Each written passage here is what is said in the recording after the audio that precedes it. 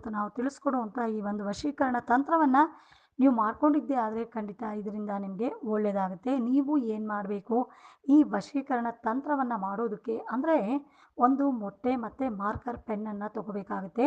Marker ಪೆನ್ನಿಂದ ಒಂದು ಚೌಕವನ್ನು ಹಾಕೋಬೇಕು. ಚೌಕ ಹಾಕ್ಕೊಂಡು 9 ಬಾಕ್ಸನ್ನು ಬರ್ಕೋಬೇಕು. 9 ಬಾಕ್ಸನ್ನು ಬರ್ಕೊಂಡಾದಮೇಲೆ ಈ ಒಂದು ಬಾಕ್ಸ್ನ ಮೇಲೆ ಫಸ್ಟ್ ನೀವು 7, 8, 6 ಅನ್ನೋ ಸಂಖ್ಯೆಯನ್ನು ಬರ್ಕೊಳ್ಳಿ.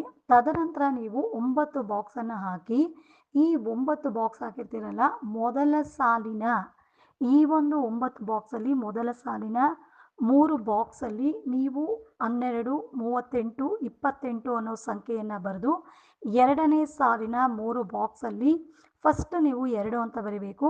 ಮಧ್ಯದ ಬಾಕ್ಸಲ್ಲಿ ನೀವು ಇಷ್ಟಪಟ್ಟಂಥ ವ್ಯಕ್ತಿ ಹೆಸರನ್ನು ಚಿಕ್ಕದಾಗಿ ಬರೆದು ತದನಂತರ 8 ಅನ್ನೋ ಸಂಖ್ಯೆಯನ್ನು ಬರ್ಕೋಬೇಕು.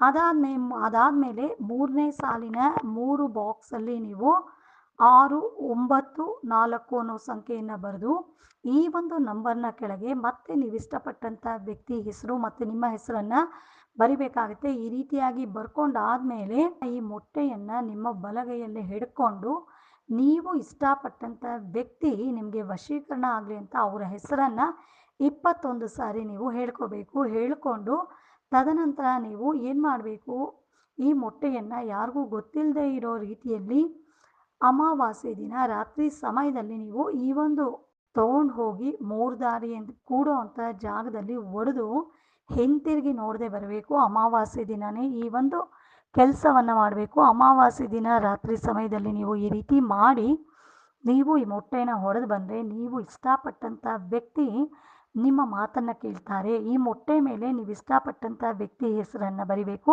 ಈ ರೀತಿ ಮಾಡಿ ಫ್ರೆಂಡ್ಸ್, ನೀವು ಇಷ್ಟಪಟ್ಟಂಥ ವ್ಯಕ್ತಿ ನಿಮ್ಮ ಮಾತನ್ನು ಕೇಳ್ತಾರೆ, ನಿಮ್ಮಂತೆ ಆಗ್ತಾರೆ. ಹಾಗೆ ಇವತ್ತಿನ ವಿಡಿಯೋ ಇಷ್ಟ ಆದರೆ ವಿಡಿಯೋಗೆ ಒಂದು ಲೈಕ್ ಮಾಡಿ, ಕಮೆಂಟ್ ಮಾಡಿ, ವಿಡಿಯೋನ ಪ್ರತಿಯೊಬ್ಬರಿಗೂ ಶೇರ್ ಮಾಡಿ.